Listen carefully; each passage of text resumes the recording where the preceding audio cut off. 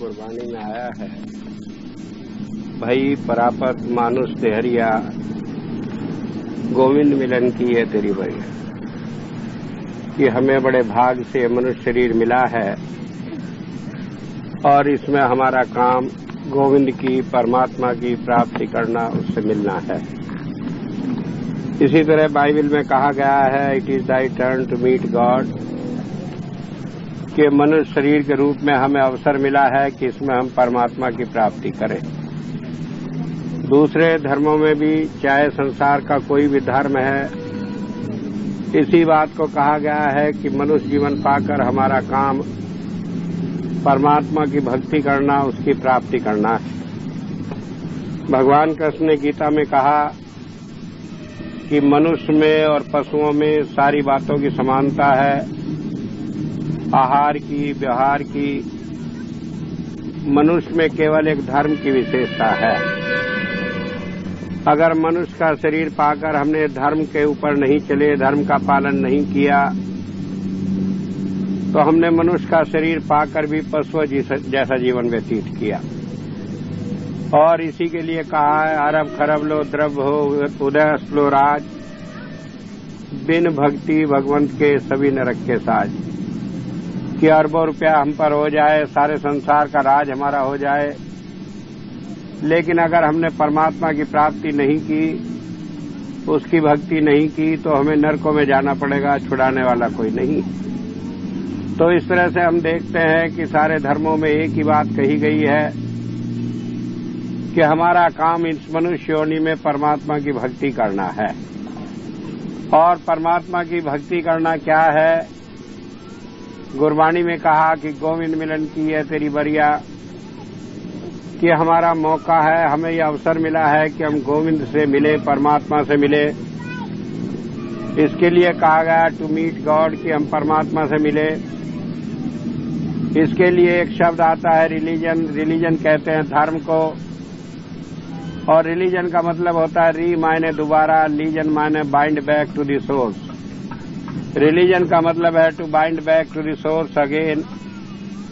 हमारी आत्मा परमात्मा की अंश है, और जो विद्या इसे परमात्मा से मिला दे दोबारा, उसका नाम धर्म है।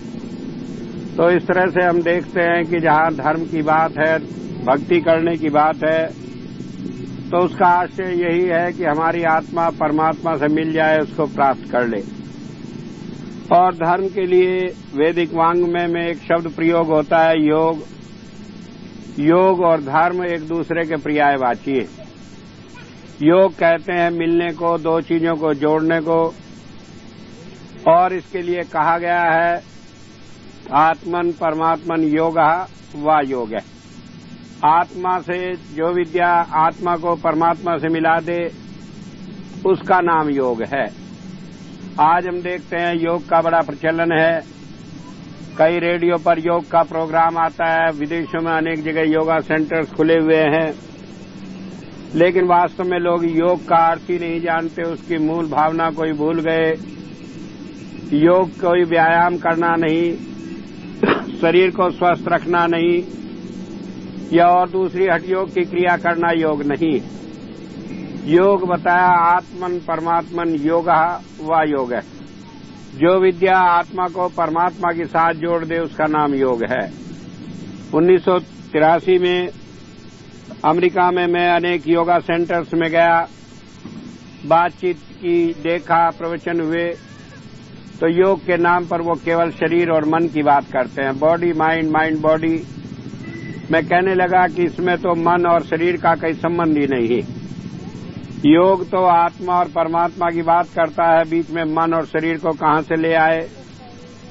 मन का केवल इसमें इतना कार्य है कि मन काम करना बंद कर दे, ये खड़ा हो जाए, धावत राखे बरज रहा है, कि हमारे मन जो है ये दौड़ धूप बंद कर दे और खड़ा हो जाए, इतना काम मन का इसके बीच में है।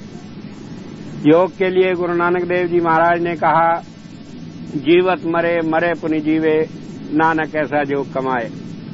कि जो जीते जी मर सकता हो और मरकर पूरा जिंदा हो सकता हो, उसका नाम योग है। मरना क्या है कि हमारी आत्मा इस शरीर से अलग हो जाए, और दोबारा इस शरीर में प्रवेश कर जाए, तो कहा कि जो इस शक्ति को रखता हो वो योग कहलाता है। लेकिन आज हम देखते हैं प्रचलित भाषा में लोग कई आसन को, व्यायाम को, दूसरी चीजों को, शरीर की फिटनेस के लिए जो भी काम किए जाते हैं उसे योग कहते हैं। तो मैं बतला रहा था 1983 में मैं गया विदेशों में, अनेक जगह बात हुई, तो मैंने कहा कि इसे आप योग कैसे कहते हैं? कहते हैं इसे हम मन को रोकते हैं। मैंने कहा मन को कैसे रोकते हैं? कि मन को हम इस तरह रोकते हैं कि जब हमारा मन कहीं जाता है इसे फिर दोबारा रोकने की कोशिश करते हैं। हम बैठे, ध्यान आया, कहीं मन दौड़ गया तो उससे हमें मन को दोबारा रोका, फिर दौड़ गया, फिर रोका। मैंने कहा क्या इस तरह मन रुकता है? कहने लगे नहीं, ये कोई एक दिन की बात थोड़ी, अनेक वर्ष लग जाते हैं, जीवन भर लग जाते हैं, कई जन्म लग जाते हैं, तब मन रुकता है। मैंने कहा कि एक जन्म नहीं, 1000 जन्म तक आप कोशिश करें, मन रुकेगा नहीं। कहने लगे क्यों नहीं रुकेगा? मैंने कहा मन दौड़ता है, आप उसके पीछे मन को दौड़ाकर रोकने की कोशिश करते हैं। जब मन दौड़ा, उसके पीछे मन दौड़ाया, मन को एक्टिव किया, मन को चलायमान किया, तो मन रुक कैसे जाएगा? आप दौड़ रहे हैं परछाई के पीछे, परछाई आगे जा रही है, उसे आप पकड़ नहीं पाते। इसके रोकने का एक ही तरीका है कि हम उलट ले, अपने को दूसरी तरफ जाने लगे, परछाई अपने आप पीछे पीछे लौट कर आने लगती है। तो ठीक इसी तरह इस मन को जो दुनिया में फंसा पड़ा है, इसे 9 द्वारों से ऊपर लाकर 10वें द्वार में हम बिठा लें तो ये सारी दुनिया की चीजें दौड़ धूप बंद हो जाती है, ये मन रुक जाता है। कई बार हमने देखा होगा कि हमारा मन क्यों बाहर दौड़ कर जाता है कि हमने कोई बात सुनी, हमारे कान में कोई आवाज पड़ी, बड़ी सुरीली आवाज, किसी पिक्चर का गाना है, कोई दूसरी चीज है, तो हमारा मन उधर दौड़ जाता है।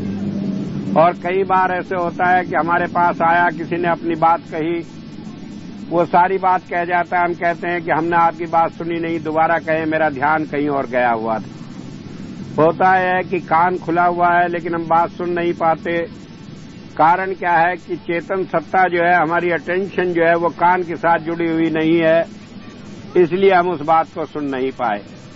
तो होता यह है कि जब तक हमारी चेतन सत्ता इंद्रियों के साथ जुड़ी हुई है, ये इंद्रियों के द्वारा बाहर संसार में दौड़कर जाती रहती है। अगर इस ख्याल को इनके पीछे से हटाकर ऊपर कर लें तो बड़ी आसानी से सारी इंद्रियां काम करना बंद कर देती हैं और ये मन दौड़कर बाहर जाता नहीं। इसलिए जब जब संसार में संत आते हैं वो हमें बताते हैं कि कैसे हम धर्म के रास्ते पर चलें। धर्म आज एक ऐसी विषय हो गया है कि अनेक आदमी धर्म के विषय में कई कई बातें करता है, तरह तरह की बातें करते हैं। पहली बात ये समझ लेने की है कि सारे धर्मों ने बताया है कि धर्म में आकर हमारा काम परमात्मा की प्राप्ति करना है। दूसरी बात सब लोगों ने बताया कि परमात्मा सर्वव्यापक है, सबके अंदर है, हमारे अंदर भी है।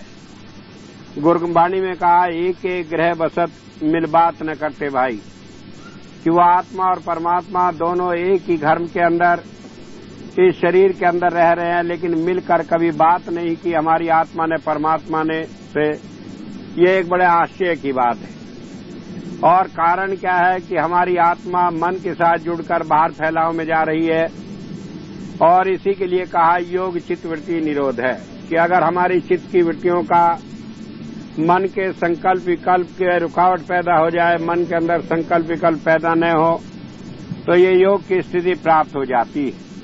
तो बात तो सारे धर्मों ने एक ही कही है और कहा कि अगर हम इस मन को रोक लें, ये बाहर दौड़ भाग में न जाए, ये मन बाहर जाने से रुक जाए, तो हमारी आत्मा इस शरीर के अंदर रहने वाले परमात्मा से मिल सकती है। और उसके लिए साधन भी सबने एक ही बताए हैं कि परमात्मा की प्राप्ति हम इस शरीर के अंदर करेंगे। लेकिन होता यह है कि इन धर्मों में हम देखते हैं कि सारे धर्म अपनी अपनी अलग बात कह रहे हैं। सिद्धांत रूप में सब में एक ही बात है कि सारे धर्म परमात्मा की भक्ति के लिए, उसकी प्राप्ति के लिए बने। सबने बताया कि परमात्मा हमारे अंदर है, सबने बताया कि परमात्मा की प्राप्ति आत्मा के द्वारा होगी और इसके प्राप्त करने से हमारे जीवन में सुख शांति आएगी, दुखों का नाश होगा। लेकिन इन सारी बातों को कहते हुए भी हर एक आदमी अपने धर्म की अलग अलग बात करता है कोई कहता है कि हमारा धर्म अच्छा है, कोई दूसरा कहता है कि हमारा धर्म अच्छा है। और हालत ये बन गई है कि धर्म के नाम पर आज संसार में जितनी फूट है, जितने झगड़े हैं, इतने आज संसार में और किसी नाम पर नहीं। अभी अगर हम देखें इस संसार में यूएनओ ने अभी एक सर्वे कराया तो उसके अनुसार बताया कि करीब इस संसार में 5000 धर्म हैं जो कि प्रमुख हैं, जिनके बहुत सारे अनुयायी हैं। ऐसे तो अनेक धर्म हैं जो 1-1, 2-2, 4-4, 10-10, 20-20 आदमी जिन्हें आस्था लिए हुए हैं, लेकिन बदला है कि 5000 प्रमुख धर्म हैं और हर धर्म ये दावा करता है कि उसका धर्म सबसे अच्छा है और उसका धर्म ही सही धर्म है। ऐसी हालत में सवाल ये पैदा होता है कि हम कैसे जाने कौन सा धर्म अच्छा है। और अगर हम विचार करें कि इन 5000 धर्मों को हम चाहें पढ़ना, जानना, क्योंकि जब तक हम उनके विषय में जानते नहीं तब तक कोई राय बना ले कि हमारा धर्म अच्छा है, दूसरा अच्छा नहीं, ये भी ठीक नहीं होता। मुझे एक बार एक आदमी मिला, आर्य समाजी भाई, वो कहने लगे कि ईसाई धर्म में तो कुछ है नहीं।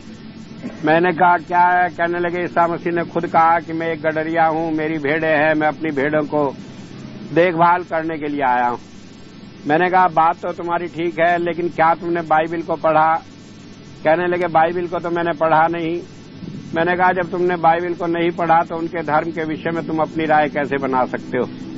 जिस चीज को हमने जाना नहीं, जिसे पढ़ा नहीं, उसकी बाबत हम क्या कह सकते? एक भाई मेरे से मिले, वो कहने लगे कि हिंदू धर्म में तो ये बातें हैं, दूसरे ने कहा ये बातें हैं। मैंने कहा क्या तुमने उसका स्वाध्याय किया? कहने लगे नहीं, हमने उसका स्वाध्याय नहीं किया। जब तुमने उसे पढ़ा नहीं तो कैसे उन धर्मों की बाबत कोई राय दे सकते हो? तो हालत यह है कि दुनिया के 5000 धर्म हैं। अगर इन सारे धर्मों को हम पढ़ें और जानें और जानकर ये जानने की कोशिश करें कौन सा धर्म सही है, तो शायद एक जन्म क्या अनेक जन्म लग जाए, हम उसे पढ़ नहीं सकते, जान नहीं सकते। तो ऐसी हालत में सवाल पैदा होता है कि कौन सा सही धर्म है और किस रास्ते पर हम चलें। और धर्म से जो हमारे जीवन में है, कहा गया है कि अगर धर्म का नहीं पालन करते तो हमने अपना जीवन व्यर्थ कर दिया, तो हम अपने जीवन को कैसे सफल बनाएं। तो पहली बात एक ये समझ लेने की है कि धर्म अनेक नहीं, धर्म केवल एक है, अनेक धर्म नहीं होते। जैसे हम कहते हैं ईसाई धर्म, वैदिक धर्म, जैन धर्म, बौद्ध धर्म, सिख धर्म, ये सब अलग अलग धर्म नहीं। धर्म केवल एक है और वो धर्म क्या है? परमात्मा की प्राप्ति करना धर्म है। चाहे आप परमात्मा को किसी नाम से कहें, चाहे ईश्वर कह लें, परमात्मा कह लें, गॉड कह लें, वाहिगुरु कह लें, लेकिन सारे धर्मों में बताया गया है कि हमारा काम परमात्मा की प्राप्ति करना है। तो धर्म तो केवल एक है। अब ये सवाल पैदा होता है कि ये इतने धर्म क्यों हैं और क्यों सब धर्म वाले कहते हैं कि हमारा धर्म अच्छा है और धर्म अच्छा नहीं, इसी के ऊपर चलें तो काम बनेगा, अन्यथा नहीं बनेगा। इसका एक कारण है। और इसका कारण क्या है, ये बात समझने के लिए कि अनेक धर्म क्यों बने पड़े हैं, मैं एक छोटी सी बात आपके सामने रखता हूं। और वो बात यह है कि एक बार एक हाथी चला जा रहा था। एक रास्ते में 4 आदमी वहां रास्ते में खड़े थे। महावत ने आवाज दी, कहने लगे हट जाओ, हाथी आ रहा है। अब जो आदमी रास्ते में खड़े थे वो चारों अंधे थे, उन्होंने कभी हाथी देखा नहीं था। वो कहने लगे आज तो हम भी देखना चाहते हैं हाथी कैसा होता है। महावत नीचे उतर आया और कहने लगा हाथी तुम्हारे सामने खड़ा है, देख लो। हम लोग जानते हैं अंधे आदमी कैसे देखते हैं, किसी चीज को छू कर देखते हैं। उन्होंने हाथी को छुआ और कहने लगे हमने हाथी देख लिया, आप इसे ले जाओ। महावत कहने लगा आपने देख लिया तो बताओ हाथी कैसा है। एक आदमी जिसने हाथी की पूंछ छुई हुई थी वो कहने लगा हाथी क्या है, 2 बिलांद रस्सी है। दूसरा आदमी जिसने हाथी का पैर छुआ हुआ था वो कहने लगा तुम तो झूठ बोलते हो, ये तो ऐसा है जैसे बरामदे का पाया होता है। तीसरा आदमी जिसने हाथी का कान पकड़ा हुआ था वो कहने लगा तुम दोनों ही झूठ बोलते हो, ये तो ऐसा है जैसा अनाज साफ करने का सूप होता है। और चौथा आदमी जो हाथी के पेट पर हाथ फेर रहा था वो कहने लगा तुम अंधे भी हो, झूठे भी हो, बेईमान भी हो। तरह तरह की बातें उसके लिए करने लगा और कहने लगा ये तो एक ऐसी बड़ी चीज है कि इसके ऊपर बिस्तरा बिछाकर सो जाओ, तुम इसे छोटी छोटी चीजें बता रहे। और वो चारों आदमी आपस में लड़ने लगे, गाली गलौज करने लगे, एक दूसरे को बुरा भला कहने लगे, जैसे कि आज हम सारे धर्मों में करते हैं। हर एक आदमी एक ही बात कह रहा था कि मैं सच्चा हूं, तुम सारे झूठे हो। जब ये बात कही तो महावत कहने लगा कि तुम सारे सच्चे हो भाई, क्यों आपस में लड़ रहे हो? तो एक आदमी कहने लगा सच तो एक होता है, अगर हम सारे सच्चे हैं तो ये भेद क्यों है? सारी बातें एक होनी चाहिए। कहने लगे तुमने हाथी नहीं देखा, हाथी के अंग देखे। जब हाथी देख लोगे तो ये सारे झगड़े खत्म हो जाएंगे। जब ये बात कही तो मेरे हुजूर कहा करते थे कि इसी तरह धर्म में है। आज जिसे हम धर्म समझे बैठे हैं, ये धर्म प्राप्ति करने के साधन हैं। जैसे कि धर्म पुस्तकें हैं, गीता है, रामायण है, महाभारत है, गुरु ग्रंथ साहब है। ये उन महापुरुषों की वाणियां हैं जिन्होंने परमात्मा को प्राप्त किया। उनका एक एक वचन उनके अनुभव के आधार पर है और उन्होंने खोलकर बताया कि कैसे परमात्मा की प्राप्ति की। तो ये हमें रास्ता दिखाने वाला है और जब हम उस रास्ते पर चलकर उस चीज को प्राप्त कर लेंगे जो उन्होंने प्राप्त की, तो हमारे सारे झगड़े मिट जाएंगे। तो इस तरह महापुरुष जब आते हैं वो हमें रास्ता बताते हैं, लेकिन उनके चले जाने के बाद हम भटक जाते हैं। उन साधनों को ही समझ लेते हैं यही हमारा अंतिम लक्ष्य है और उसी पर बैठकर जो भेद होते हैं उनमें झगड़ा करने लगते हैं। एक बात ये समझ लेने की है कि साधन अनेक हो सकते हैं, लेकिन लक्ष्य हमारा एक हो तो फिर वो झगड़े समाप्त हो जाते हैं। जैसे मान लीजिए हमें यहाँ से दिल्ली जाना है, अनेक साधनों से कोई आदमी जा सकता है, पैदल जाए, साइकिल से जाए, कार से जाए, हवाई जहाज से जाए। लेकिन जब दिल्ली में पहुंचकर वहां जो सारी चीजें देखेगा तो उससे सारी बातें एक सी मालूम पड़ेंगी। तो जब संत आते हैं वो हमारा वो नजरिया बना देते हैं, वो आंख बना देते हैं जिससे हम परमात्मा को देखने वाले बन जाते हैं। और जब हम परमात्मा को देख लेते हैं तो ये हमारे सारे झगड़े खत्म हो जाते हैं। जब तक हम उसे देखते नहीं तब तक हम साधनों में अंधे आदमियों की तरह केवल साधनों को ही लक्ष्य समझकर आपस में इस बात पर झगड़ा करते रहते हैं। सवाल ये पैदा होता है कि ये झगड़े धर्म के नाम पर शुरू क्यों होते हैं, और इसका एक कारण है। अभी मैं जर्मनी में था पिछले वर्ष, तो हमने एक वहां पर विश्व धर्म सम्मेलन बुलाया, सारे धर्मों की कॉन्फ्रेंस बुलाई। तो हमने लोगों को निमंत्रण दिए कि वो उसमें आए, अपने अपने विचार रखें, जिससे हम उन्हीं से सुन सकें जो उन धर्मों के विद्वान हैं कि धर्म उनके लिए क्या कहता है, क्या बात। मान लीजिए आज मैं ईसाई धर्म के लिए कोई राय बनाऊं तो वो गलत हो सकती है, तो उसका जो पादरी है जिसने जीवन भर उसका उपदेश किया तो वो सही बात कहेगा। अगर मैं बौद्ध धर्म या जैन धर्म के लिए कोई राय दूं तो वो गलत हो सकती है, उनके धर्माचार्य उस बात को कहेंगे। तो हमने उन्हें निमंत्रण दिया कि वो आकर बैठे सारे इकट्ठे और मिलकर बातचीत करें और आकर बताएं कि धर्म क्या कहता है। जब हमने बहुत सारे ईसाई पादरियों को, दूसरे धर्म वालों को ये हमने पत्र भेजा, तो एक ईसाई भाई ने बड़े साफ हमें लिखा, टेलीफोन किया, कहने लगे हम आपके सम्मेलन में नहीं आ सकते। मैंने कहा क्यों नहीं आ सकते? कहने लगे आपके यहाँ हजारों देवता है, आप हजारों धर्मों को सही मानते हैं, आप परमात्मा को जानते नहीं क्या होता है। हम लोग जानते हैं कि परमात्मा ने केवल एक धर्म सही बनाया और वो ईसाई धर्म है, क्योंकि परमात्मा ने अपने बेटे को, ईसा मसीह को, इस संसार में दुनिया को बचाने के लिए भेजा और उसने आकर संसार का कल्याण किया और वही सच्चा धर्म है और कोई दूसरा धर्म होता नहीं। और हम क्योंकि उस सच्चे धर्म को मानने वाले हैं, इसलिए हम आपके हिंदुओं के पास, सिखों के पास, जैन बौद्ध के पास बैठने को तैयार नहीं, क्योंकि हमारे पास सच्चाई है और आप धर्म को जानते नहीं। जब उन्होंने ये बात कही तो हमने कहा कि हम आपसे मिलना चाहते हैं, बात करना चाहते हैं। तो बड़ी मुश्किल से तैयार हुआ, टाइम दिया, हम लोग वहां गए। मैं उनसे मिला, पादरी से। मैं कहने लगा आप कहते हैं कि आपका धर्म सच्चा है और हम भी ये जानते हैं कि जो ईसा मसीह ने कहा वो धर्म सारा सच्चा है, लेकिन जो आप कहते हैं केवल आपका ही धर्म सच्चा है, तो उसमें दो बातें मैं आपसे पूछता हूँ।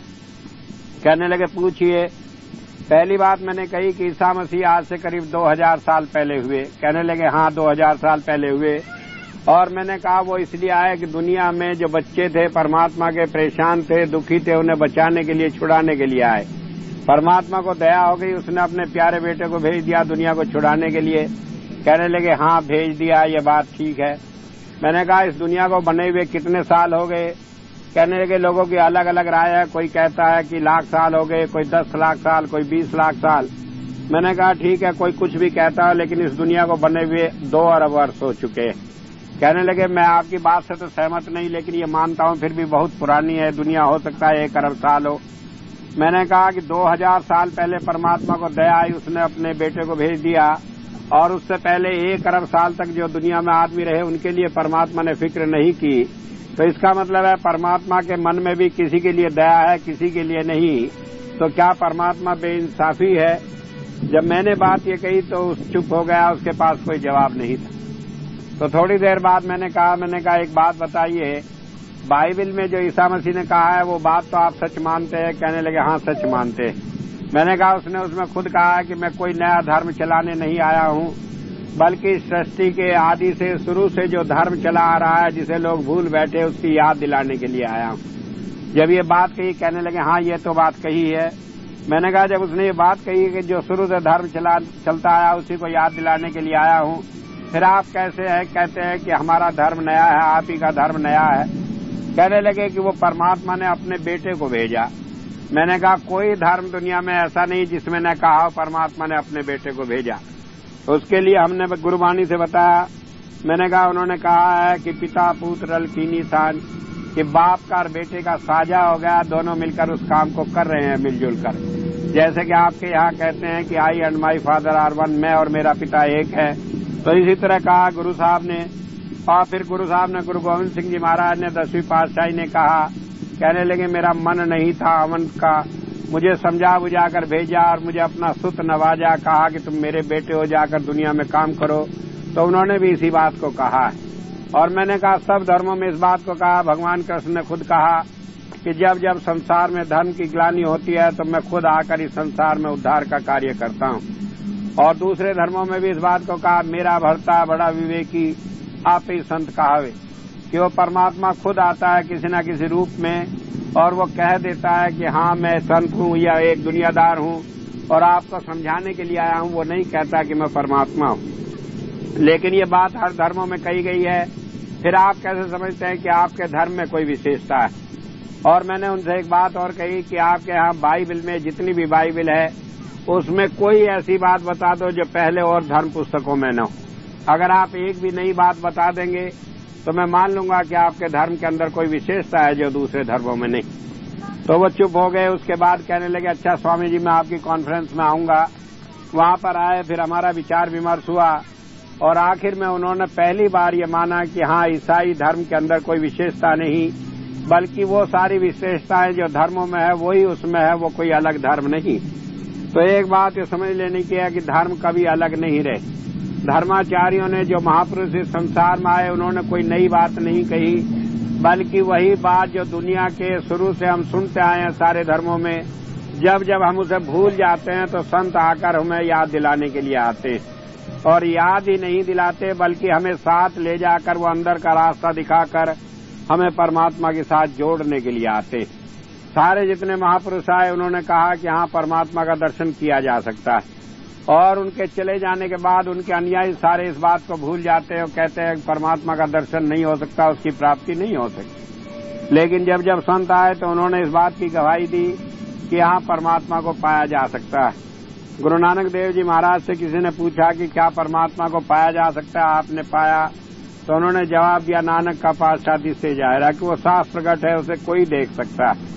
और इसी तरह से जब क्राइस्ट से पूछा, जिस ईसा मसीह से पूछा, उसने भी यही बात कही कि बिहोल्ड द लॉर्ड, की परमात्मा को कोई भी देख सकता है। Son knows the father and one whom he reveals, कि संत जन जो परमात्मा के बच्चे हैं वो जिस पर दया करते हैं वो उसे देख सकता है। और इसी तरह रामकृष्ण परमहंस से जब पूछा गया कि क्या परमात्मा को किसी ने देखा है, तो उन्होंने कहा कि हाँ मैंने देखा है, मैं उसे ऐसे ही देख रहा हूँ जैसे आपको देख रहा हूँ, या और इससे भी साफ नजर से देख रहा हूँ। और उसके साथ साथ कहा राम तीर्थ को कि अगर चाहें तो आपको दिखाया भी जा सकता है। तो कहने का मतलब है कि संतों ने कोई ऐसी नई बात नहीं कही जो एक धर्म में हो। ये सारे धर्मों में वही बातें हैं।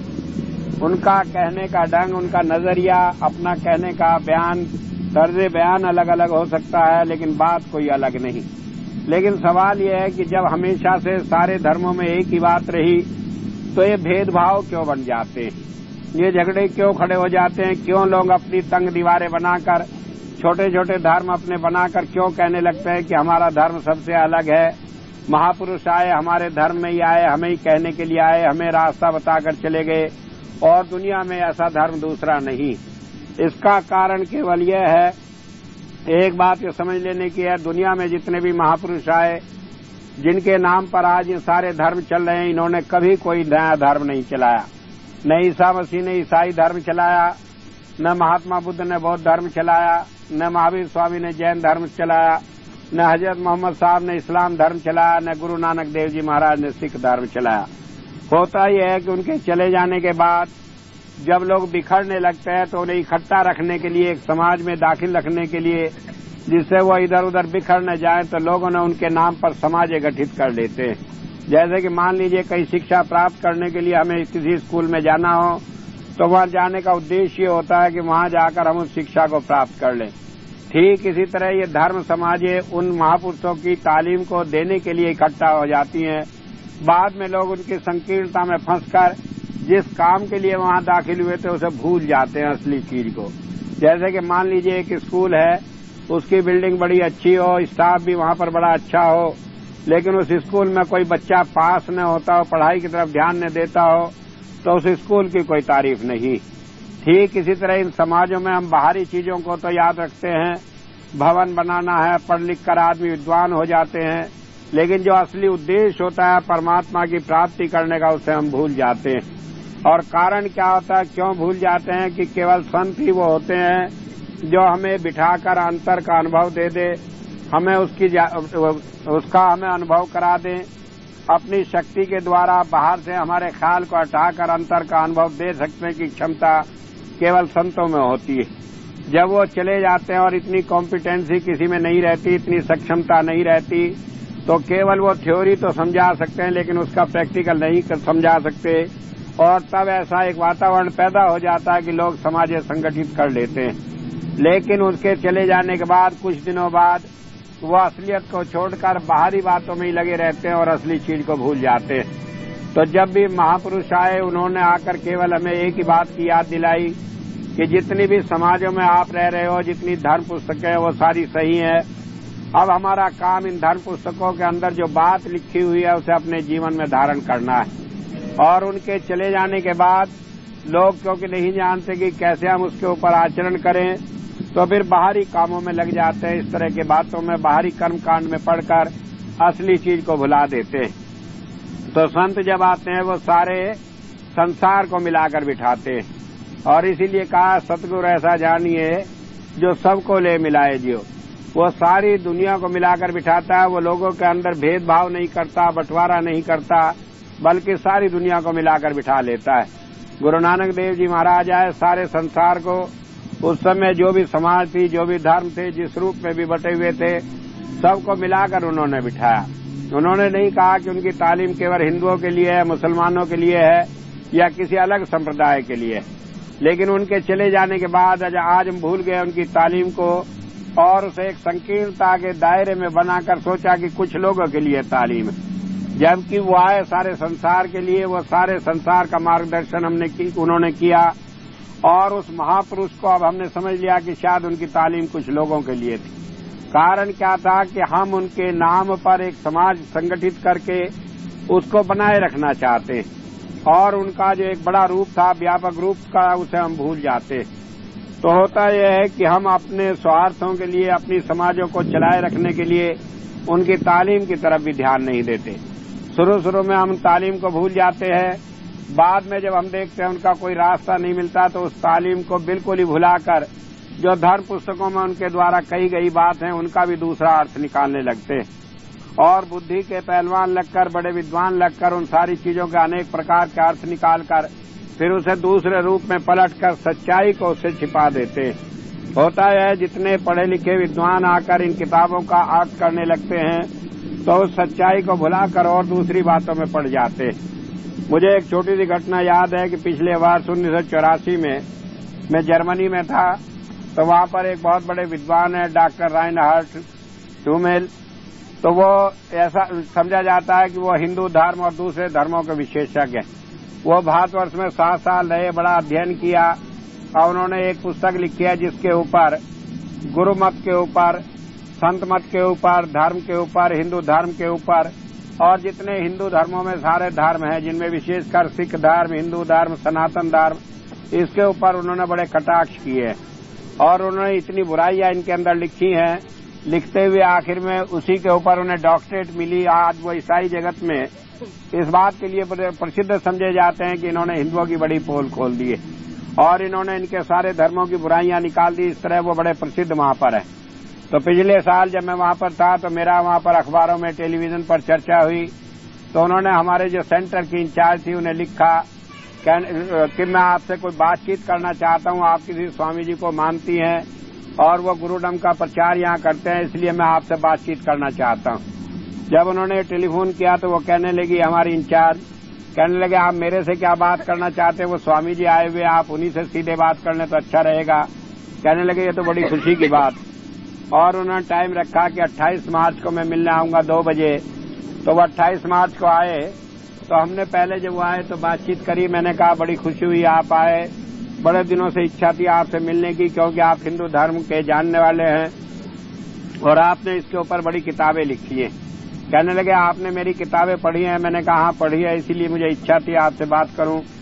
तो मैं उनके पास बैठ गया। मैंने कहा कि अच्छा ये हो कि जो हमारी आपकी बात हो उसे रिकॉर्ड कर लें, टेप रिकॉर्डर पर सारी बातें भरी जाए, जिससे यह न हो कि मैंने ये कहा, आपने ये कहा, तो बाद में कोई भूल चूक न हो, इसलिए सारी बातें रिकॉर्ड हों तो अच्छा है। कहने लगे, हाँ ये तो बढ़िया बात है, मैं भी अपने साथ टेप रिकॉर्ड लाया हूं, मैं भी रिकॉर्ड करूंगा, आप भी कर लें। मैंने कहा, अच्छी बात।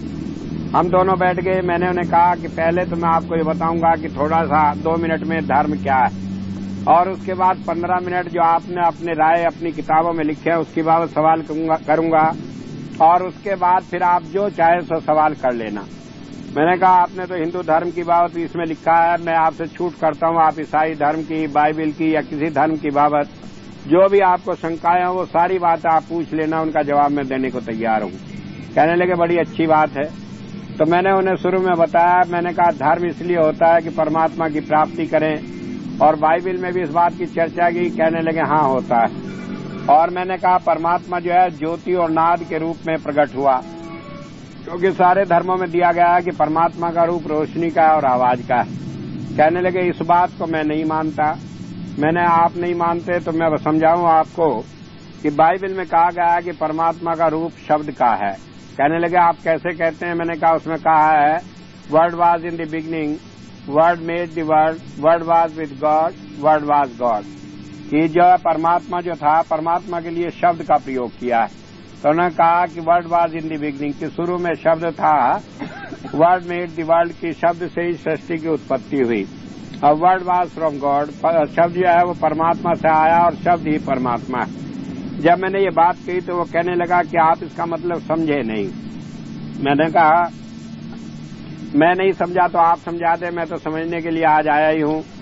तो कहने लगे, जो ईसा मसीह ने अपने मुंह से जो शब्द का उच्चारण किया वो वर्ड था। मैंने कहा, ये बड़ी अच्छी बात हुई, आपने समझा दिया, लेकिन ईसा मसीह 2000 साल पहले हुए? कहने लगे, हाँ। और दुनिया बनी थी 2 अरब साल पहले? कहने लगे, हाँ पहले ही बनी थी उनसे। मैंने कहा, जो उनके मुंह से शब्द निकला तो उसने दुनिया कैसे बना दी, वो पहले कैसे हो गया?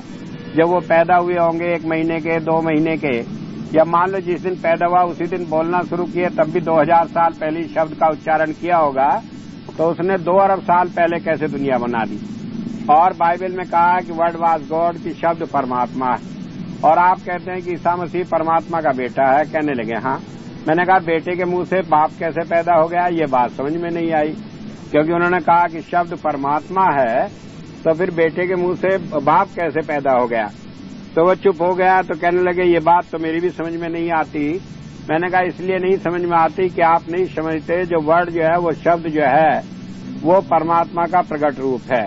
और बाइबल में हजारों जगह उसका वर्णन किया गया, उस ध्वनि का। रिविलेशंस में, बाइबल का एक चैप्टर है, आखिर में रिविलेशंस जिसे करके कहते हैं, तो उसके अंदर अनेक जगह अंतर्मुख अनुभव का वर्णन आया है, लेकिन वो लोग जानते ही नहीं उसे। कहते हैं कि जब प्रलय होगी उसका यह वर्णन है, और कहते हैं इस चैप्टर को खोलकर पढ़ा न जाए, या पढ़ने की चीज नहीं। लेकिन वो नहीं जानते कि संत जो है कभी ऐसी बातें नहीं कहते कि भविष्य में जैसे प्रलय होगी, ये होगा, कुछ नहीं कहते। वो केवल अंतर का उन्होंने अनुभव किया हुआ है। तो जब मैं ये बात कही, कहने लगे, हो सकता है आपकी बात सही हो, मैंने कहा मेरी बात सही नहीं हो, बल्कि आपके धर्म ग्रंथ ही इसी बात की गवाही देता है। फिर मैंने दूसरे धर्मों से बताया कि यही बात कही गई है गुरु ग्रंथ साहब में, शब्द उत्पत्ति प्रलय हुई, कि शब्द से उत्पत्ति हुई और शब्द ही प्रलय करेगा। दुनिया की पैदा किसने किया? परमात्मा ने, और परमात्मा ही उसका संहार कर सकता है। तो परमात्मा के लिए शब्द प्रयोग हुआ है, तो इसका मतलब है जिस रूप में वो प्रकट हुआ उसे शब्द कहा गया है। तो इसलिए जब मैं कहा तो फिर मैंने उनकी जो शंकाएं थी उनके पूछा, जो किताबों में उन्होंने लिखा है। उन्होंने कई जगह कहा कि ऐसी ऊट पटांग बातें लिखी हुई थी। एक जगह लिखा हुआ था कि चरण साध के धोए धोए पियो। कहने लगे जी आपके यहाँ प्रथा है कि पैर धोकर पीते हैं, तमाम कूड़ा कचकड़ मिट्टी लगी हो उसे धोकर पीने से आदमी को अनेक बीमारी लग जाती है। मैंने कहा तुम्हें समझ ही नहीं है, जहाँ ये लिखा है चरण साध के धोए धोए पियो, उसका मतलब ही तुम नहीं समझते। वो ये नहीं कहा कि पैर धोकर पिए, बल्कि यह है कि हम उसका कहना माने, उसके ऊपर आचरण करने वाले बने। कहते हैं कि हमारे यहाँ कहा है कि गुरु जब नाम देता है तो हमारे अंतर हो बैठता है। तो इसका मतलब ये नहीं कि अगर मैं जैसा मोटा ताजा आदमी हो तो तुम्हारे अंदर घुसकर बैठ जाऊंगा, बल्कि मतलब है कि वो परमात्मा की ताकत जो काम कर रही है वो जुड़ जाता है उसका संबंध, और इससे वो जो है वो जानने वाली बन जाती है बात को। तो सवाल यह है कि उन शब्दों का जो कि धर्म की परिभाषा ने संत महात्माओं ने प्रयोग किए उसके आप अर्थ नहीं समझे, इसलिए इस तरह की बातें करते हैं। तो जब मैंने कई उनकी बातें बताई, वो कहने लगे मुझे तो जो लोगों ने समझाया वही मैं जान लिया। मैंने कहा जानने से पहले बात को समझना भी जरूरी है। फिर उसके बाद मैंने ईसाई धर्म के बाद कहा कि आप जो चाहे जो शंकाएं करें। वो कहने लगे जी संत महात्मा होते हैं आपके यहाँ हिंदू धर्म में, वो किताबों की बड़ी आलोचना करते हैं, सब कोई कहते हैं कि धर्म पुस्तकें ठीक नहीं। संत कहते हैं धर्म पुस्तकों का कोई स्थान नहीं। मैंने कहा यह भी बात गलत। मैंने उन्हें एक बात समझाई कि आप लोग ईसाई हैं और ईसाइयों में अलग अलग कितनी शाखाएं बनी पड़ी है। कोई प्रोटेस्टेंट है, कौन रोमन कैथोलिक है, वो सारे के सारे अपने को अलग अलग मानते थे ईसा मसीह का अनुयायी, लेकिन बाइबल को सब नहीं मानते। कोई कहता है न्यू टेस्टामेंट ठीक है, कोई कहता है ओल्ड टेस्टामेंट का इतना हिस्सा ठीक है, इतना ठीक नहीं। मैंने कहा आपका एक धर्म ग्रंथ है, आप उसे भी सही नहीं मानते। और संत कहते हैं कि दुनिया की सारी किताबें ठीक हैं, अगर कहीं गलती मालूम पड़ती है तो इसलिए कि हम उसका मतलब समझे नहीं। कबीर साहब ने कहा वेद कतेब कहो ने झूठा, सो झूठा जो नहीं विचारे। और इसीलिए गुरु ग्रंथ साहब में अनेक संत महात्माओं की वाणी है। अगर वो समझते केवल उन्हीं की बात ठीक है तो उसमें 10 गुरु की वाणी होती, दूसरे किसी की वाणी नहीं होती। लेकिन जो सच्चाई थी वो चाहे किसी ने कही, चाहे नामदेव ने कही, चाहे कबीर ने कही या किसी और ने कही, गुरु साहिबान ने उसे उसी में शामिल करके उतना ही दर्जा दिया। तो एक बात ये समझ लेने की है कि जो सच्चाई है वो चाहे जिसने कही हो, वो सच्चाई है, उसे मानना पड़ेगा। और आप कहते हैं कि हम लोग धर्म पुस्तकों को उचित आदर नहीं देते। संत कहते हैं कि जो बात संत ने कही है, चाहे वो कहीं भी कही, किसी भी अवस्था में कही, चाहे आज कही, चाहे 2 अरब साल पहले कही, वो सारी बातें ठीक है, उनमें कोई फर्क नहीं। तो इस तरह से ये बात आपकी ठीक नहीं। तो उसने फिर अनेक उदाहरण दिए। तो मैंने समझाया कि बतलाइए कहाँ किसी बातों में अंतर है, सारे धर्मों में वही बात कही गई है। तो मैं एक बात केवल आपसे कहना चाहता हूँ, वो ये है कि सारे धर्म एक ही बात कहते हैं।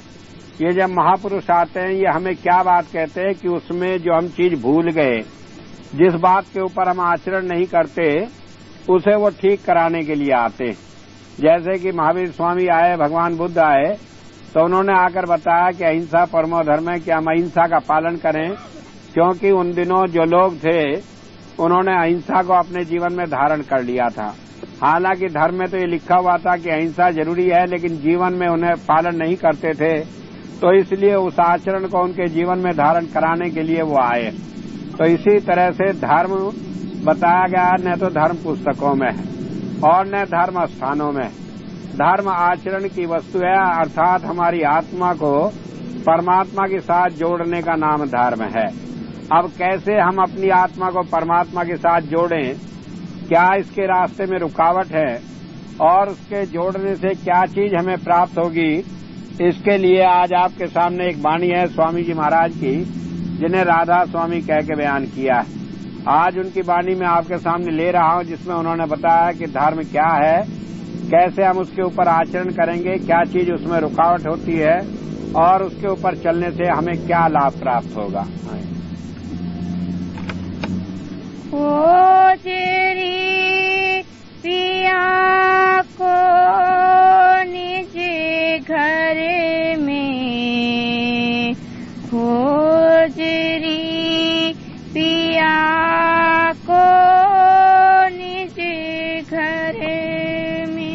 अब स्वामी जी महाराज ने पहली बात कही, एक बात समझ लेने की है कि वो किसके लिए कही है, वो आत्मा के लिए कही। संत जब इस संसार में आते हैं वो एक ही उपदेश सारी दुनिया के लिए करते हैं। उनका उपदेश कोई अलग अलग नहीं होता कि वो कहे हिंदू ऐसे करो, मुसलमानों ऐसे करो, सिखो ऐसे करो, बल्कि सबको ले मिलाए जी। वो सारे संसार को मिलाकर बिठाते हैं और सारों के लिए एक ही उपदेश करते हैं। तो अब वो हमारी आत्मा को कह रहे हैं कि ये मेरी आत्मा खोज री पिया को निज घर में। पिया कहते हैं मालिक को, कि वो परमात्मा जो है हमारी आत्मा का स्वामी है, मालिक है। इसके लिए जिन लोगों ने परमात्मा की भक्ति की उन्होंने परमात्मा अनेक रूप में पूजा की है। किसी ने उसे पिता रूप में माना, किसी ने भाई रूप में माना, किसी ने बंधु रूप में माना, किसी ने पति रूप में माना। गुरबाणी में भी परमात्मा के लिए अनेक जगह स्वामी शब्द का प्रयोग हुआ है। तो इसलिए उन्होंने बताया, स्वामी जी महाराज ने उसे कहा कि वो हमारी आत्मा का मालिक है और कहा कि उसकी खोज हम कहाँ करें, निज घर में, अपने ही घर में करें। हमारी आत्मा का घर कौन सा है, ये शरीर है। तो कहा परमात्मा को अगर पाना है तो कहाँ मिलेगा, इसी घर के अंदर मिलेगा। और इसके लिए कहा जिसका गृह तिन दिया ताला कुंजी गुरुहत्त सोपाई, कि जिसका घर है, किसका घर है, ये आत्मा का घर है और परमात्मा का घर है, क्योंकि परमात्मा इसमें रह रहा। तो बताया जिसका गृह तिन दिया ताला, कि जिसका घर था परमात्मा का, उसने इस मकान के अंदर बैठकर बाहर का ताला लगाकर और कुंजी गुरु हस्त सपाई, कि गुरु के हाथ में कुंजी दे दी, चाबी दे दी, कि वो जब चाहे जब इसे खोलकर इसके अंदर प्रवेश किसी को करा सकता है। अब ये जब बात कही कुंजी, तो वो कुंजी कौन सी है, वो नाम की कुंजी है। नाम के द्वारा हम इसमें प्रवेश कर सकते हैं। ईसाई जगत में भी इस बात का आता है, वो कहते हैं Peter has the key to heaven, कि पीटर के पास चाबी है परमात्मा के देश में दाखिल होने की। और पीटर की जो तस्वीर बनी रहती है तो चाबी उसके टांगे रखते हैं। लेकिन उन्हें अब यूं ही मालूम नहीं कि कहाँ की चाबी है, किस तरह लगेगी, क्या चाबी होती है। बस जानते हैं Peter has the key to heaven, ना खबर है कि हेवन कहाँ है, ना खबर है कि ताला कौन खोलता है। तो होता ही है कि जब संत होते हैं तब आकर उस बात को दोबारा याद दिला देते हैं कि हम बाहरी कर्म कांड में न पड़े। तो कहा कि वो नाम की कुंजी जो है गुरु हस्त सोपाई, वो गुरु के हाथ में, संत के हाथों में होती है। और संत क्या करते हैं कि उसे लगा देते हैं। लेकिन पहली बात बताई कि खोज री पिया को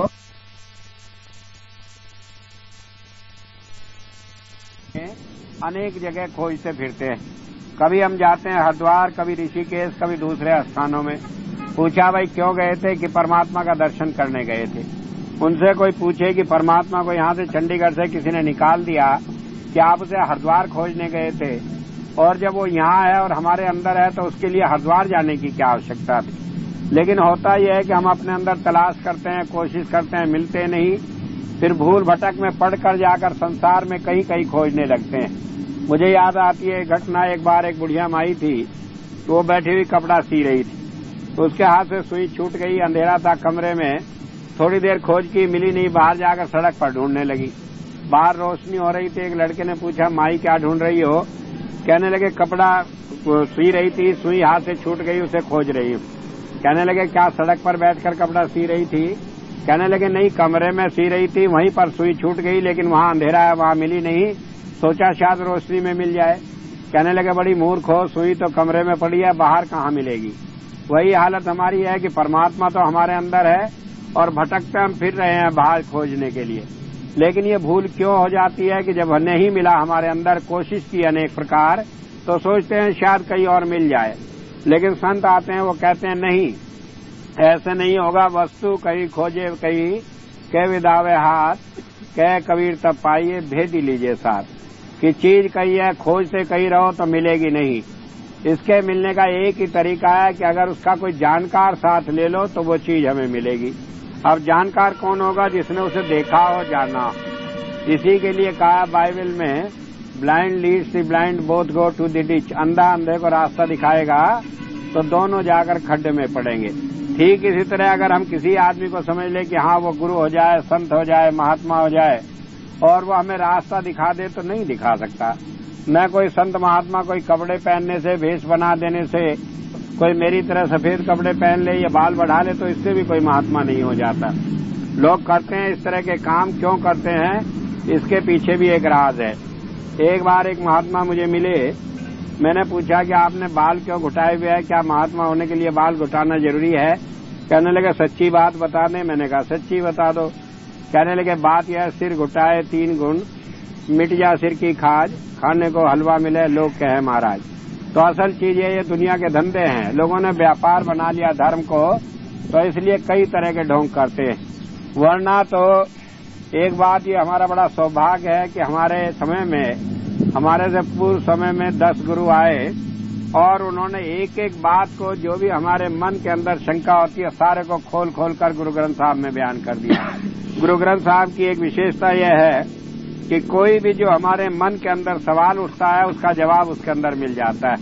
तो सवाल ये हुआ कि संत कौन है? तो गुरु नानक देव जी महाराज ने कहा, खट घाल कमाए कुछ हत्तो दे, नानक राह पिछाने सी, कि जो खुद अपनी मेहनत की कमाई करके खाता और उसमें से कुछ दान करता।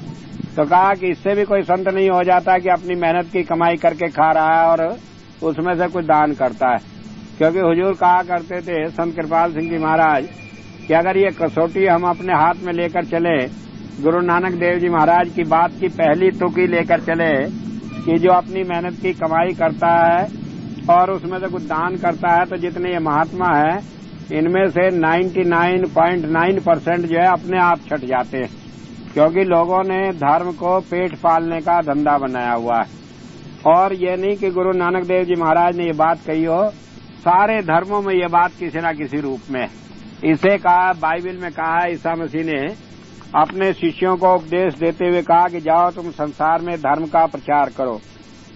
तो उन्होंने कहा देखो सावधान रहना, अपनी मेहनत की कमाई करके खाना, किसी की कमाई से अपनी रोटी मत लेना। और दूसरी बात कही कि सादगी रखना, 2 जोड़ी कपड़े रहना, एक पहनना एक धोना, और एक जोड़ी जूते रखना। दुनिया के वैभव में ऐशो आराम में मत पड़ना। लेकिन आज भूल जाते, एक भी पादरी सारी दुनिया में ऐसा नहीं मिलेगा जो अपनी मेहनत की कमाई करके खाता। एक भी पादरी ऐसा नहीं मिलेगा जैसे 2 जोड़ी छोड़ दीजिए, 2 के ऊपर एक बिंदी भी लगा दो, चलो 20 जोड़ी भी जिसके पास कपड़े हो, 100 जोड़ी कपड़े होते, दुनिया भर का खर्चा होता है। पिछले दिनों अमेरिका में ईसाई पादरी बनना सबसे बड़ा प्रोफेशन समझा जाता था। वो समझते थे कि इससे ज्यादा आराम दुनिया में अब किसी और पेशे में नहीं। तो इसलिए बताया कि लोग इसे धंधा बना लेते हैं। तो हुजूर कहा करते थे 99.9% इस पर छट जाते। लेकिन ये कोई कसौटी नहीं है कि हम कहने लगे कि अगर कोई मेहनत की कमाई करता है और दान देता है तो वही संत है। आगे कहा नानक राह पिछाने सी, कि वो परमात्मा को जानने वाला हो, उसने परमात्मा को पा लिया हो। अब ये कसौटी हमें दी। अब सवाल ये होता है कि किसी ने परमात्मा को पाया कि नहीं पाया, इसका क्या हमारे पास जवाब है? क्योंकि कोई आदमी कहे कि मैंने पा लिया, आज मान लीजिए मैं ही एक बड़ा भेषा बनाकर 10-20 शिष्य लेकर आ जाऊं और मैं कहने लगूं कि मेरे चेले बताते रहे, हाँ बड़ा गुरुजी तो रोज बात करते हैं परमात्मा से। परमात्मा अगर रात उनकी रोटी बना गया था, सुबह बर्तन धो गया था, सुबह कपड़े धो गया था, क्या मालूम? क्योंकि दुनिया में सब कुछ चलता है। मुझे याद है घटना, अब से 10 साल पहले मैं दिल्ली स्टेशन पर था, तो वहां पर एक तीर्थ यात्रा गाड़ी जा रही थी सारे देश में, उसमें बहुत महात्मा थे। तो वो सारी दुनिया को धर्म का उपदेश करने जा रहे थे भारतवर्ष में सब जगह। तो एक डिब्बे के सामने बड़ी भीड़ लगी हुई थी। तो मैंने पूछा भाई यहाँ क्यों भीड़ लगी है? कहने लगे जी इसके अंदर एक 300 साल की उम्र का महात्मा। मैंने सोचा चलो मैं भी दर्शन कर लूं। तो गया तो वहां पर एक महात्मा बैठा था, बड़ी उम्र, सफेद दाढ़ी सफेद बाल, आंख बंद करे बैठा था। उसके पास एक जवान लड़का बैठा होगा 20-25 साल की उम्र का। तो लोग उससे पूछते कि महात्मा जी की क्या उम्र है? तो महात्मा जी तो आंख बंद करे चुप बैठे थे। तो वो शिष्य था वही जवाब देता था। जब भी कोई पूछता उससे कि महात्मा जी की क्या उम्र है, तो उसका एक ही जवाब होता था, मैं तो जानता नहीं, मैं तो इन्हें 90 साल से ऐसे ही देख रहा हूं जैसे ये है, मुझे मालूम नहीं इनकी क्या उम्र है। मैंने उससे पूछा कि महात्मा जी की क्या उम्र है? तो कहने लगे जी मैं तो इन्हें 90 साल से ऐसे ही देख रहा हूं। मैंने कहा इडियट, तुम्हारी उम्र 25 साल है, तुम 90 साल से कैसे देख रहे हो? ऐसे ही तुम बात कर रहे हो, ऐसी दूसरी बात तुम्हारी होगी। तो इसलिए झूठ सच का निर्णय बुद्धि से हम लोग नहीं कर सकते। लेकिन ये नहीं कि गुरु साहब ने हमें इसकी कोई कसौटी न दी हो। मैंने बताया कि गुरु ग्रंथ साहब में सारी जितनी भी हमारे मन के अंदर सवाल होते हैं सबका जवाब दिया। अब ऐसी हालत में कि किसी ने परमात्मा को पाया कि नहीं पाया, इसका निर्णय हम कैसे करें? तो गुरु साहब ने कहा तुरंत मिलावे राम से, उन्हें मिले जो कोई, कि जो उनके पास आता है उसे भी वो परमात्मा से मिलाकर उसके साथ जोड़कर उसका अनुभव करा देते हैं, उसे जोड़ देते हैं परमात्मा के साथ। और आपको परमात्मा का अनुभव हुआ, आपको तसल्ली हुई, आपका मन माना कि नहीं माना, इसका आप सबसे अच्छा जज है, इसे कोई दूसरा जान नहीं सकता। एक बार मैं विदेश में था तो मेरा बातचीत हो रही थी, मैंने कहा कि संत जो है वो हमें परमात्मा से जोड़ देते हैं। कहने लगे जी ये बात तो ठीक है, लेकिन हम कैसे जान ले ये संत है। मैंने कहा हाँ भाई ये बात तो ठीक है, हम कैसे जान सकते हैं ये संत है, लेकिन मैं एक छोटा सा उदाहरण देकर समझाता हूँ। तो मैंने उन्हें बताया कि एक बार एक महात्मा थे, एक आदमी उनके पास आया, कहने लगा जी मैंने सुना है कि आप महात्मा हैं, संत हैं, तो मैं आपके पास एक बात को लेकर आया हूँ, मेरी आप बात का जवाब दे देंगे तो मैं आपको संत मान लूंगा। कहने लगे बताओ भाई क्या बात है। तो वह आदमी बड़ा चतुर था, तो वो घर से आया था तो एक चिड़िया कहीं से पकड़ लाया था और उसने जेब में रख ली, और जब आया महात्मा जी से कहने लगा महात्मा तो मन की जानने वाले होते हैं, आप ये बता दें कि मेरी मुट्ठी में क्या है। और उसने वो चिड़िया जेब में से अपनी मुट्ठी में ले ली। अब उसने सोचा महात्मा जी ज्यादा सोचेंगे रुपया होगा, डॉलर होगा, पाउंड होगा, कोई चीज कह देंगे, लेकिन उन्हें चिड़िया तक कहाँ ध्यान जाएगा। तो आपने बड़ी बुद्धि उसमें लगाई, तो कहने लगा आप बस ये बता दें तो मैं आपको महात्मा मान लूं। महात्मा जी कहने लगे भाई तुम्हारे हाथ में चिड़िया है। जब ये बात कही तो लड़का बड़ा परेशान हुआ, कहने लगे इन्होंने तो बता दिया। कहने लगे बस महात्मा जी हाथ जोड़कर एक बात है, एक और बता दें बस फिर पूरी तरह महात्मा मान लूं। कहने लगे बताओ। कहने लगे बस यूं बता दें कि चिड़िया जिंदा है या मुर्दा है। अब उसने अपनी बुद्धि लगाकर सोचा कि अगर महात्मा जी कहें कि मुर्दा है तो वो दिखा देगा चिड़िया जिंदा है, और मान लो इन्होंने कह दिया कि वो जिंदा है कि दबाकर मार देगा, कह देगा ये तो मरी हुई है, तो उसे पूरा यकीन हो गया कि अब तो महात्मा जी को फेल कर देना है। तो जब ये बात कही कि और बता दें कि जिंदा है या मुर्दा है, तो महात्मा जी कहने लगे भाई ये तो तुम्हारे हाथ में है। कहने लगे क्या मतलब कि चाहे उसे जिंदा रखो चाहे मुर्दा रखो, ये तुम्हारे हाथ में। तो मैंने कहा कि भाई ये तुम्हारे हाथ में है कि तुम जानो कि तुम्हें परमात्मा से मिलाया कि नहीं मिलाया। क्योंकि जब अपने अंतर में जो अनुभव हो, उससे जो तसल्ली हो और उससे जब आगे का रास्ता मिले तो आप अपने आप जान सकते हैं कि वास्तव में आपको सही रास्ता मिला कि नहीं मिला। होता यह है कि संत लाकर आपको उस लेवल पर छोड़ देता है कि जिस पर आपकी तसल्ली हो। मैं वहां पर था तो मैंने लोगों को बताया, न्यूयॉर्क में रेडियो पर मेरा इंटरव्यू हो रहा था, तो एक आदमी ने सवाल किया कि हम कैसे मान ले कि जो आप कहते हैं कि अंतर में रोशनी दिखाई देती है कि वो परमात्मा का ही रूप है। मैंने कहा उसके बाद में उस रोशनी में आपको विजन आती है, आप देखते हैं किसी संत या महात्मा का रूप, और वो फिर बताता है कि क्या असलियत। कहने लगे जी ये बात तो सब सोचने की है, वो रोशनी आना क्या है, आंख दबा दो तो जरा रोशनी आने लगती है। कहने लगे हमारे यहाँ हिंदुस्तान से एक महात्मा आए हुए हैं, मैं उनका नाम तो नहीं लेना चाहता, उसने मेरे से रेडियो पर कहा, लेकिन वो क्या करते हैं कि एक टेक्निक उनके पास है, लोगों की आंख दबाई तो लोग घबरा कर कह देते हैं कि हाँ रोशनी आती है, तो इसी तरह आप भी कुछ करते होंगे। मैंने कहा कि नहीं ऐसी कोई बात नहीं। मैंने कहा कि वो आंख दबाएं या गला दबाएं इसकी मुझे मालूम नहीं, लेकिन मैं न किसी का आंख दबाता न गला दबाता, मैं तो एक तरीका बताकर अलग बैठ जाता हूँ, और फिर आपको यहाँ भी रोशनी मिलेगी, आपके घर जाने पर भी मिलेगी। और आपको डर है कि मैं आपका गला दबा दूंगा, आंख दबा दूंगा, तो आप अकेले कमरे में अंदर से बंद करके बैठ जाए, वहां आपकी तसल्ली हो, रात में हो, दिन में हो, 1000 बार हो, तब आप समझे ठीक रास्ता है, नहीं तो न समझे। जब मैंने ये बात कही, कहने लगे जी हो सकता है ख्याल बना रहता हो रोशनी का। मैंने कहा रात में बैठ जाओ अंधेरे में। कहने लगे फिर भी हो सकता है कहीं ख्याल बन जाए। मैंने कहा फिर अंदर में कई सिद्ध पुरुषों के दर्शन होते हैं। कहने लगे हाँ ये टेक्निक तो हम जानते हैं, आपको देखा, आपके गुरु को देखा, किसी ने कहा कृपाल सिंह दिखाई देंगे, किसी ने कहा कि आप दिखाई देंगे, ये तो लोग ऐसे ही कह देते हैं। मैंने कहा आपकी कैसे तसल्ली हो, रेडियो पर ही बातचीत चल रही थी। कहने लगे क्या किसी को ईसा मसीह का भी दर्शन हो सकता है। मैंने कहा होता है, आप देखें। कहने लगे कैसे देखूं। मैंने कहा कल आप आ जाए। तो अगले दिन मेरा न्यूयॉर्क में प्रोग्राम था, तो वहां पर एक जगह जहां प्रोग्राम था हमने उन्हें पता दिया, वो आए। उसके बाद जब दीक्षा का कार्यक्रम हुआ तो लोगों को बिठाकर मैंने समझा दिया, उन्हें बिठाया कराया कि आप इस काम को करें। अब वो करने लगे। उसके बाद जब सब लोगों को कहा कि छोड़ दें और कहा कि अब आप इनसे पूछें इन्हें क्या क्या अनुभव हुआ, तो वो जाते रहे। एक आदमी से मैंने कहा इससे पूछे, उन्होंने पूछा तो उसने बताया ऐसे रोशनी आई, और उसके बाद कहने लगा मुझे ईसा मसीह दिखाई दिए। जब उसने कहा ईसा मसीह दिखाई दिए, उसने हजारों सवाल उनसे अपनी तसल्ली करने के लिए पूछे और वो पूरी तरह आश्वस्त हो गए कि हाँ उन्हें ईसा मसीह दिखाई दिए। मैंने कहा आप इनसे यो भी पूछ लें कि कहाँ के रहने वाले हैं, ये मुझे जानते हैं क्या, पहले कभी बात हुई क्या? तो उन्हें तसल्ली करके कहने लगा नहीं, ये आपसे बिल्कुल परिचित नहीं, न आपको जानता। फिर एक आदमी को और मैंने कहा उससे जाकर पूछे, उससे पूछा तो उन्हें तसल्ली हुई। वो कहने लगे अब तो हम मान गए। मैंने कहा मानने की बात नहीं है, बल्कि संत हमें उस लेवल तक तसल्ली करता है कि जहाँ पर हमारी तसल्ली हो जाए। तो इसलिए ये अंदर का रास्ता है। तो उन्होंने कहा कि खोज री पिया को निज घर में, कि वो परमात्मा हमारे अंदर है और उसे हम वहीं खोजें वहीं मिलेगा। लेकिन सवाल यह है जब हमारे अंदर है तो मिलता क्यों नहीं? तो इसका जवाब आगे दिया है। जो तुम पिया से मिलना चाहो तो भटको मत जग में, तीरथ व्रत कर्म आचारा ये अटकावे मग में। अब स्वामी जी महाराज ने कहा जो तुम पिया से मिलना चाहो, कि अगर तुम परमात्मा से मिलना चाहते हो। तो उन्होंने ये सवाल किया कि अगर तुम मिलना चाहते हो क्यों किया? क्योंकि जब हम धर्म में जाते हैं तो हमारा काम ये होता है कि हम परमात्मा की भक्ति करें। लेकिन स्वामी जी ने सवाल इसलिए किया कि कई बार हम धर्म के रास्ते पर जाते हैं तो वहाँ पर जाकर भी दुनिया की चीजों में ही फंस जाते हैं।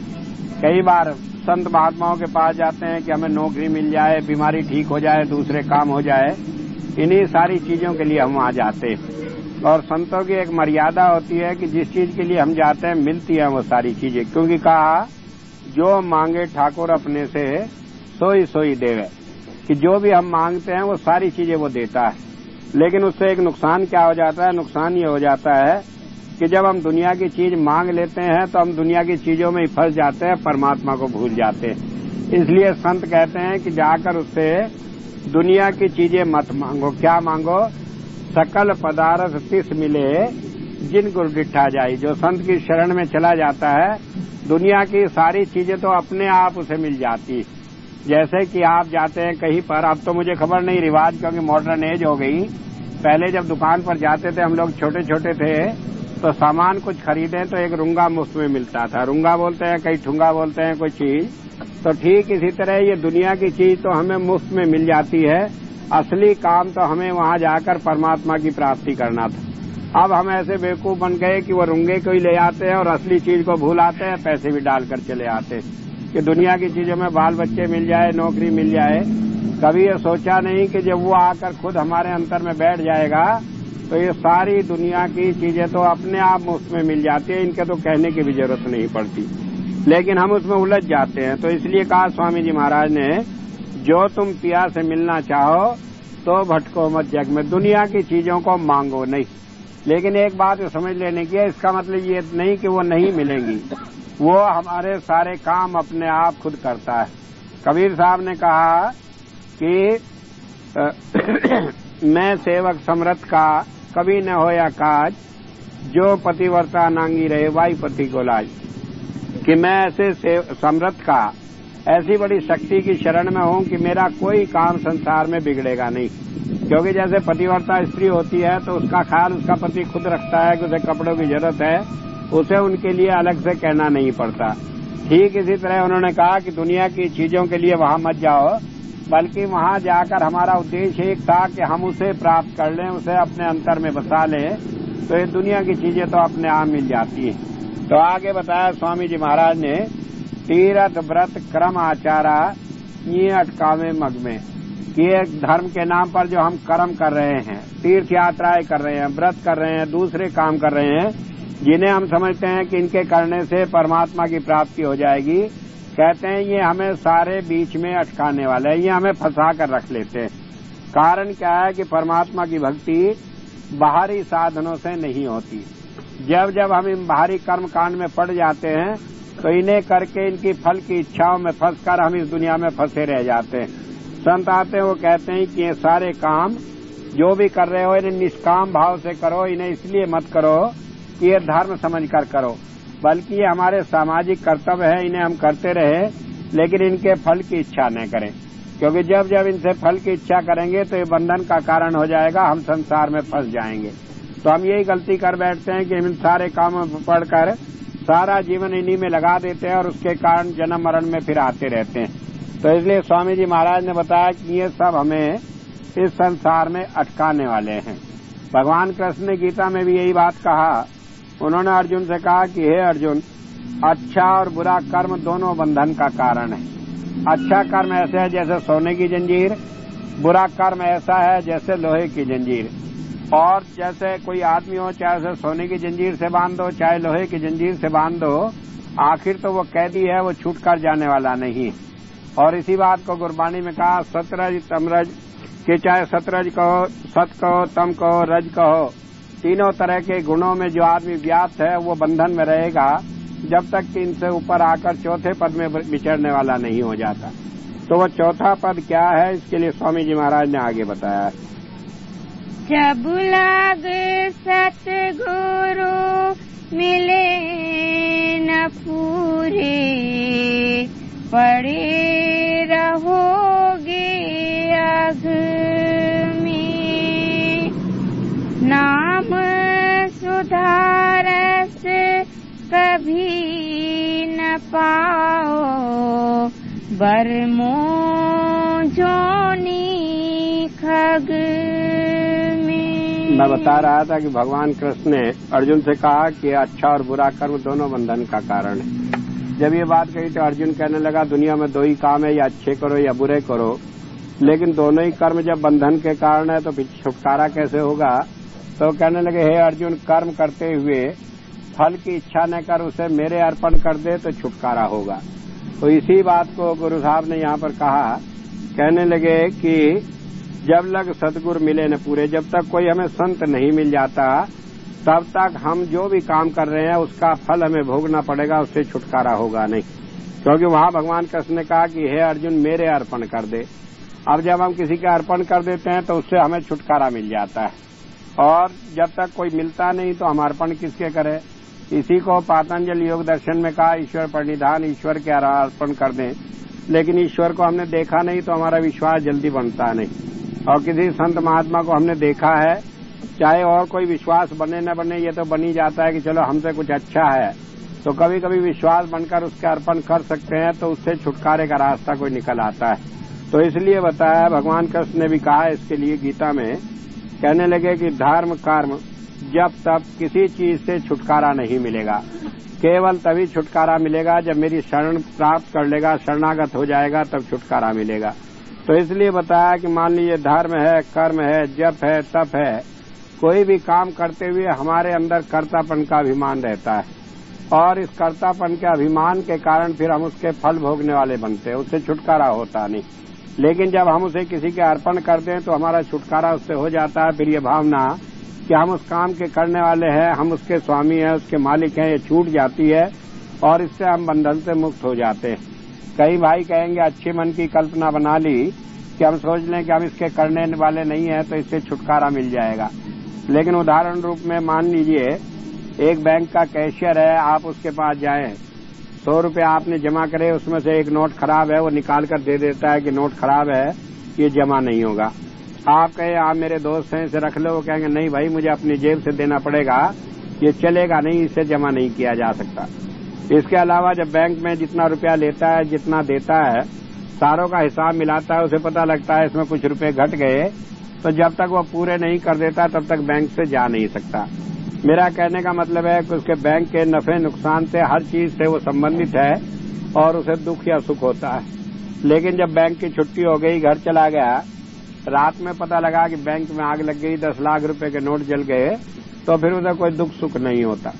कारण क्या है कि अब उसकी जिम्मेदारी नहीं, वो अपनी ड्यूटी पूरी करके उसे छोड़ आया था जिसका बैंक है उसके जिम्मे।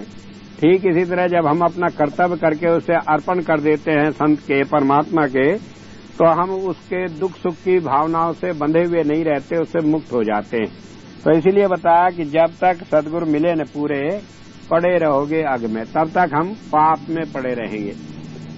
पाप क्या है? पाप के लिए एक ही परिभाषा है कि जो कर्म हमें इस संसार के बंधन में डालता हो, इसमें बार बार जन्म मरण में आना पड़े, दुख उठाना पड़े, वो पाप है।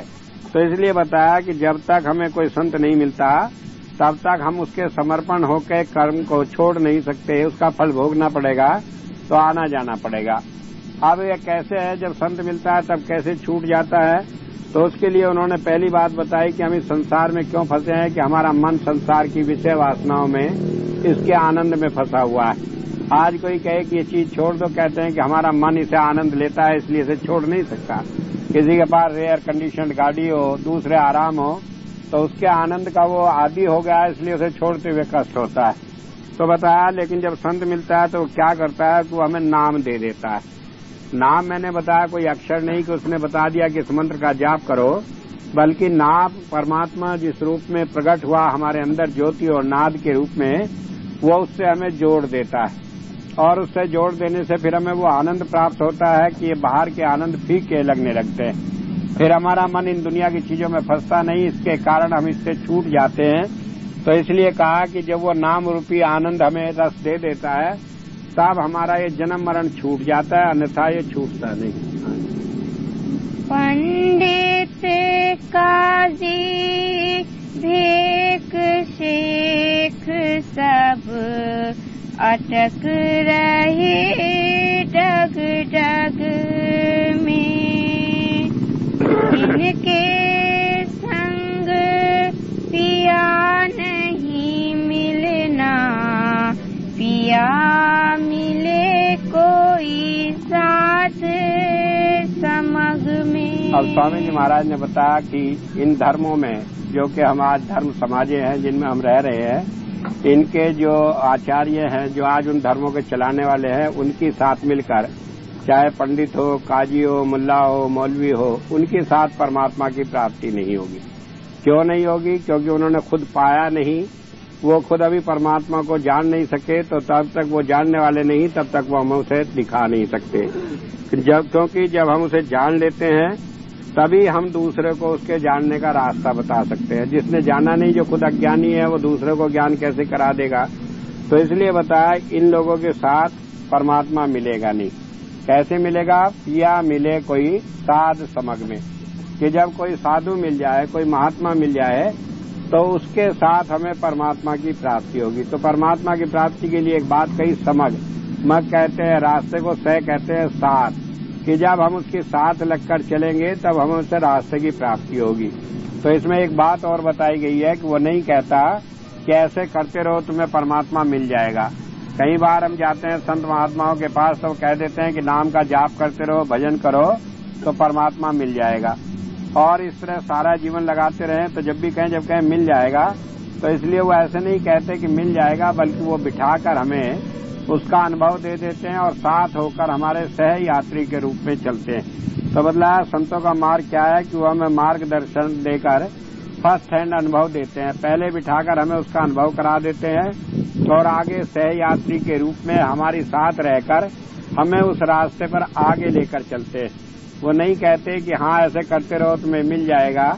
अब तो कई बार लोग कहने लगते हैं कि आजकल तो बड़े पाप हैं, आजकल कहाँ परमात्मा की प्राप्ति होगी, कैसे होगी। लोग बिल्कुल साफ भी नकारने लगे। लेकिन जो भी कहते हैं वो कहते हैं ऐसे करते रहो तो तुम्हें मिल जाएगा। मुझे याद है घटना, एक बात, एक आर्य समाज के 7 देशी कार्य प्रतिनिधि सभा के प्रधान आए हमारे यहाँ शाहजहानपुर में। तो उनका उपदेश था, तो मैं उनसे दिन में मिला, कहने लगा कि आज आप बताएं कि मुक्ति कैसे प्राप्त होती है, इस विषय पर आपका प्रवचन हो जाए। कहने लगे आजकल के पापी जीवों को कहीं मुक्ति का मार्ग बताया जा सकता है। जब मैंने ये बात सुनी तो मैं कहने लगा, अगर डॉक्टर यूं कहे कि बीमार को दवाई नहीं दी जा सकती, तो अच्छा आदमी कौन डॉक्टर के पास आएगा। और मान लीजिए धोबी कहे कि ये कपड़े गंदे हैं इसलिए धुलाए नहीं जा सकते, धोए नहीं जाएंगे, तो साफ कपड़े कौन धोबी के पास लाएगा। अगर हम पापी न होते तो आप महात्माओं की हमें क्या जरूरत होती। लेकिन क्योंकि वो खुद ही नहीं जानते इसलिए बातों में खो देते हैं लोगों को। उसके बाद जब संत कृपाल सिंह जी महाराज वहीं पर उसी शहर में आए, तो उन्होंने जब प्रवचन शुरू किया तो पहली बात कही, every Sinner has a future, कि हर एक पापी के लिए रास्ता है। तो संत आते हैं क्योंकि वो खुद उस चीज को पाए हुए होते हैं, तो इसलिए वो कहते हैं कि हर एक के लिए रास्ता है। तो इसी बात को स्वामी जी महाराज ने कहा कि पिया मिलेगा साध समझ में कि संत के साथ लगकर हम चलते हैं तो वो हमें परमात्मा की प्राप्ति करा देता है। वो नहीं कहता कि ऐसे करते रहो तुम्हें मिलेगा, बल्कि वो बिठा कर